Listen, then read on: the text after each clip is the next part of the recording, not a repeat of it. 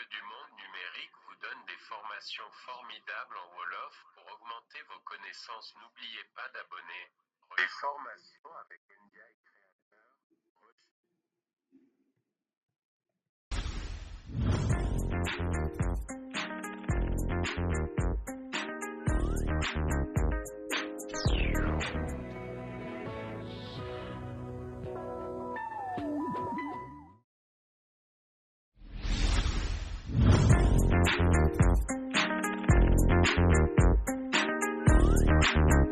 Bonjour tout le monde asalaamaaleykum wa rahmatullah ñu ngi leen di jaajëfal bu baax a baax si ànd bi ngeen ànd ak ñun et aussi ñu ngi leen wax bu fekkee ne abonné googul fàtte abonné bu fekkee ne aussi am na loo bëgg wax nga def ko si commentaire yi bu leen fàtte aussi di like vidéo yi pour gën mën a yokk doole pour bu leen aussi fàtte di partager vidéo yi pour seen yeneen ami yoo xamante ni daan leen mën a dimbale et aussi ñu leen di fàttali aussi ne vidéo lii chaîne bi la ko tax a jóg du lenn lu dul jàppalante ku nekk li nga xam nga baax ko sa morom donc pour vidéo bi gën a bañ a gudd en fait dañuy yemale ko fii et ñu commencé les choses sérieuses merci. Bonjour tout le monde asalaamaaleykum wa rahmatullah ñu ngi leen di jaajëfal bu baax a baax si ànd bi ngeen ànd ak ñun di rafetlu aussi ànd bi ngeen ànd ak ñun di leen fàttali aussi bu fekkee ne abonné googul fàtte abonné bu leen fàtte aussi di like vidéo yi pour gën ñu yokk doole. Ok tey dañuy ñëw si ban logiciel After Effects gën nañ si def vidéo de trop ndax logiciel yi ñoo xaw a bëri woon xam nga donc tey dañuy ñëw After Effects ñu wax leen nu ñu defaree bal buy bondir xam nga ñu jëm a def noonu ñu defar loolu noonu ñu xool ba xam lu ñuy am. Ok di leen wax aussi di leen fàttali aussi ne leen bu fekkee ne abonné go bul fàtte abonné di partager vidéo yi aussi ak sa ay moroom ak sa ay amis yoo xamante ni dañ leen être utile.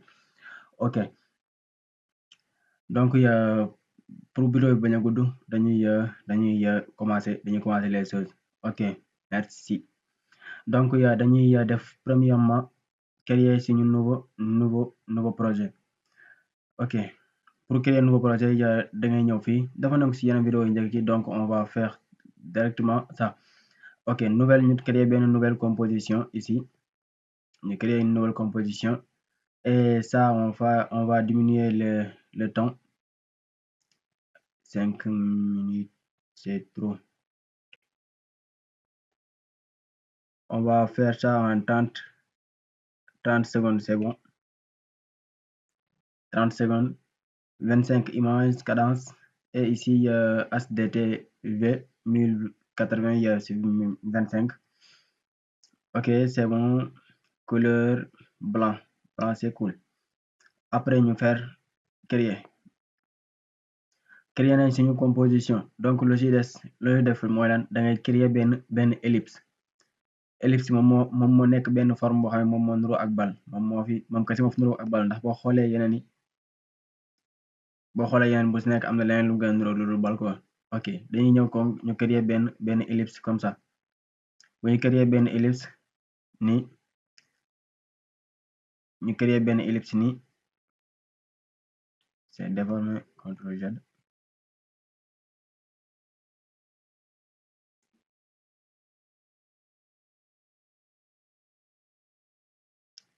ok bu ñu créer benn ellipse nii dañuy assurer ne amul contour bu fekkee am na contour nga dindi contour. ok pour nga dindi contour bi da ngay cliquer ci contour nii rek nga dindi ko nii bu fekkee dafa am contour. ok donc après ñu jëlaat suñu outil déplacement pour bien positionner ça. Après gis nañ ne point d'ancrage bi dafa nekk au milieu te loolu duñu arranger pour mu nekk luy bondir il faut ñu def point d'ancrage bi fii nii xam nga point d'ancrage bu nekkee foofu ci milieu bi ci animation bi du cool comme niñ ko bëggee en fait. donc dañuy ñëw fii ñu cliquer ci point d'ancrage et on le déplace ici ñu def ko fii ci suuf. vous voyez après ñu jëlaat suñu outil sélection raccourci V. après fii dañuy def la ci des mooy lan dañuy animer suñu bal. pour le faire c'est simple da nga ñëw fii transformer yi da nga gis kii animation yi gisoon nañ base animation affaire yi yëpp donc da nga ñëw ci transformation doo jël benn budul la position ngay jël soo jëlee position point d'ancrage. On va déplacer ça. Point d'ancrage ici. Ici, oui, c'est bon. Après boo jëlee position da ngay cliquer fii ci chronomètre bi bu fekkee ne activé wul da ngay lii pour mu poser benn image clé. Après mën nga ko déplacer ba 5 secondes. Mën nañ ko déplacer ba 5 secondes après ñu wàcce ko. waaye ñu wàcce ko après ñu déplacer waat ko ba 10 secondes comme ça après ñu yéegalaat ko waaye après ñu yéegalaat ko et ñu déplacer ko ba 15 secondes ñu wàcce waat ko comme ça et ñu ñëw ba 20 secondes ñu yéegal ko tuuti comme ni pour mu atterrir quoi. Après 25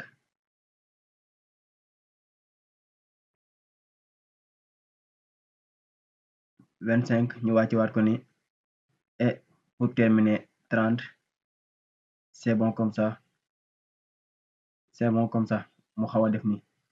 Ok, donc bu ñu ñëwee en arrière suñu indee suñu kii bi en arrière nii boo defee animé dañuy gis ne dafay lii mais dafa xaw a lent xam nga la moo tax parce que suñu image clé yi dafa sore loolu moo tax animation bi xaw a lent donc mën nañu rapprocher les images clés mën nañoo sélectionner image yi les images clés comme ça et ñu déplacer yi pour animation bi gën a gaaw et ñu sélectionner waat yi ñu déplacer waat ko ba ici ñu sélectionner waat yi pour animation bi gën a gaaw quoi donc bu ngeen def yéen ngeen xool leen arrangé mais bu fekkee dafa yéex dafay jël suñu temps quoi lu moo tax ma koy wàññiwaat. Ok, comme ça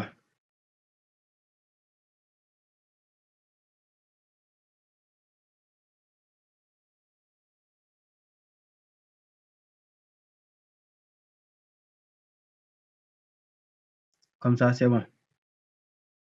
Après ñu xool bu ñu defee animé pour animé dangay bës barre espace du clavier bi vous voyez am nga benn genre bal buy bondir vous voyez mais dafa des boo xoolee dafa des parce que mën nañu ñëw aussi ñu jouer ci éditeur graphique bi fii l'éditeur graphique mën nañu jouer ci éditeur graphique bi comme ça pour mu gën a lisse buy kii quoi buy atterrir affaire yooyu noonu.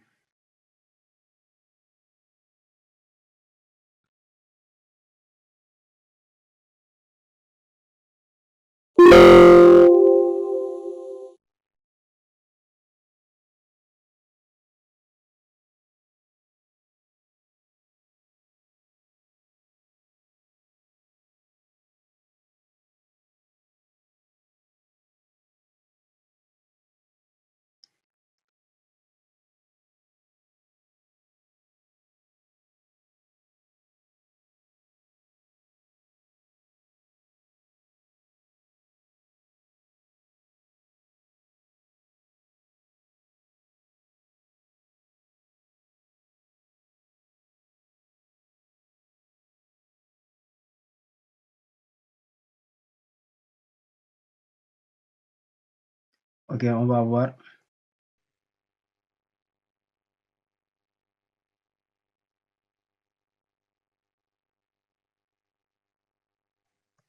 C'est pas du tout melul comme niñ ko bëggee en fait donc ñu xoolaat.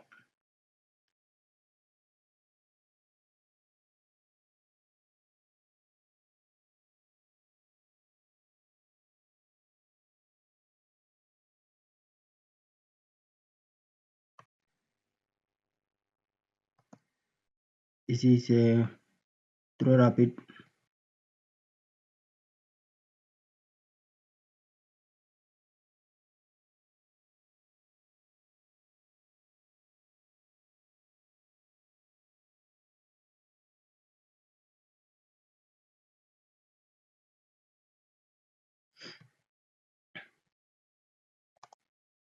On va faire encore. Et ici, c'est trop lent. Mën nañu xool fi ba xam. Non.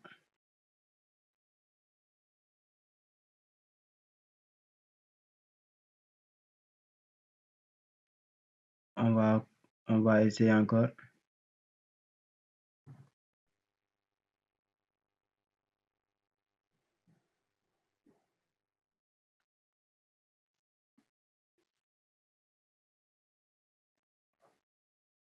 Ok.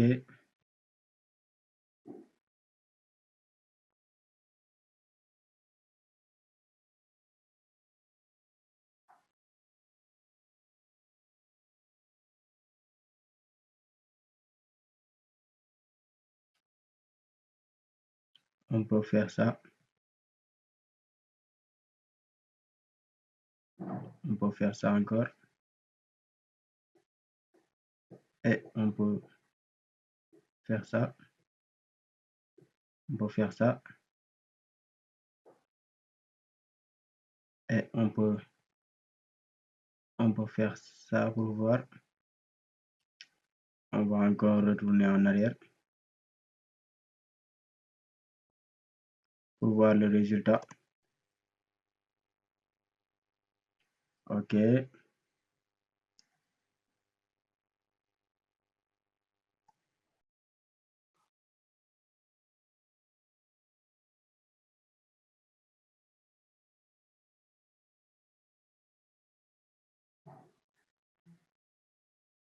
Ici, c'est trop loin.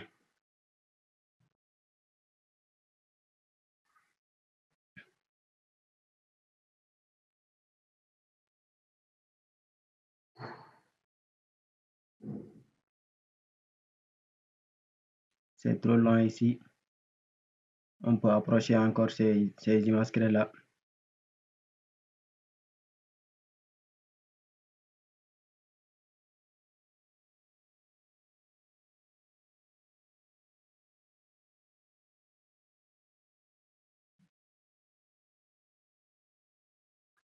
Ok, pour voir.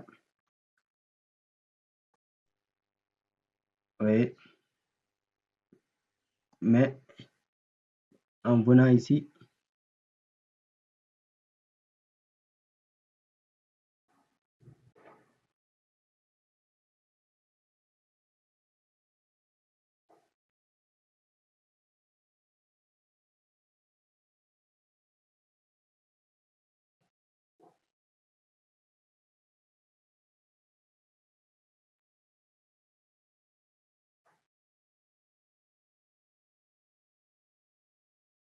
on va voir.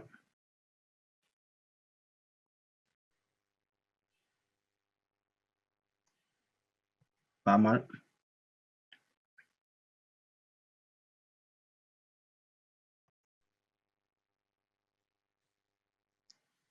Pas mal.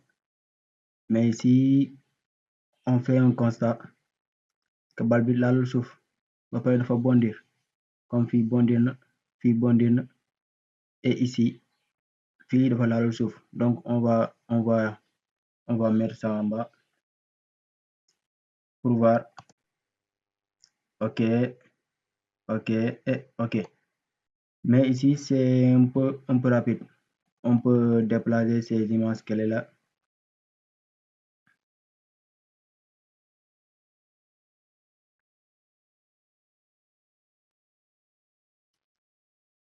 On peut déplacer ça un peu.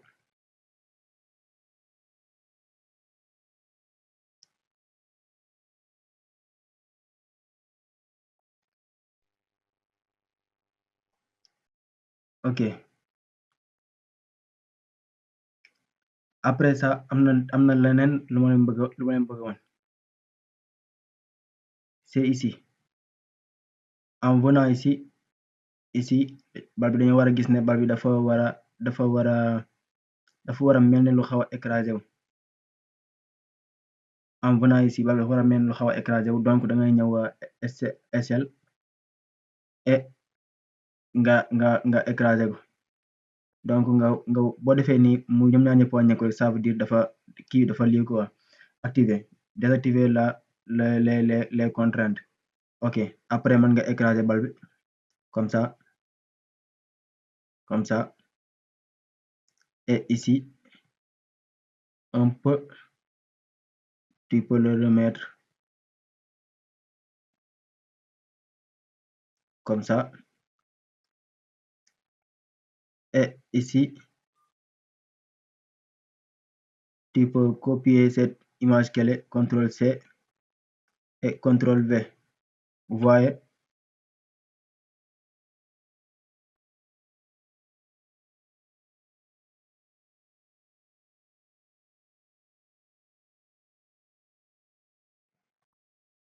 Pour voir, ouais, c'est bon.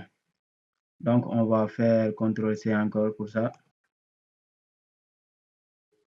Et ñu ñëw ba fii point bi encore on peut. Ok, on fait encore CTRL-V. Vous voyez? Et ici encore, on fait la même chose, CTRL-V, CTRL-C, CTRL-V. Ok, on va voir notre résultat. Vous voyez? Et vous voyez. Donc, il y a nii la ñuy defee kii bi pour bal bi mën a bondir. Donc, man ngeen a jël seen temps ngeen defar la benn animation bu gën a gudd bu gën a gudd bi bu gën a cool bi en plus. Ok.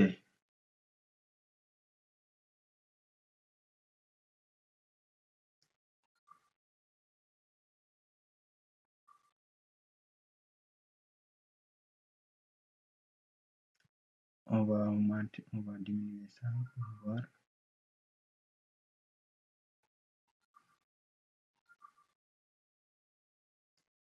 Donc 5 secondes, c'est bon.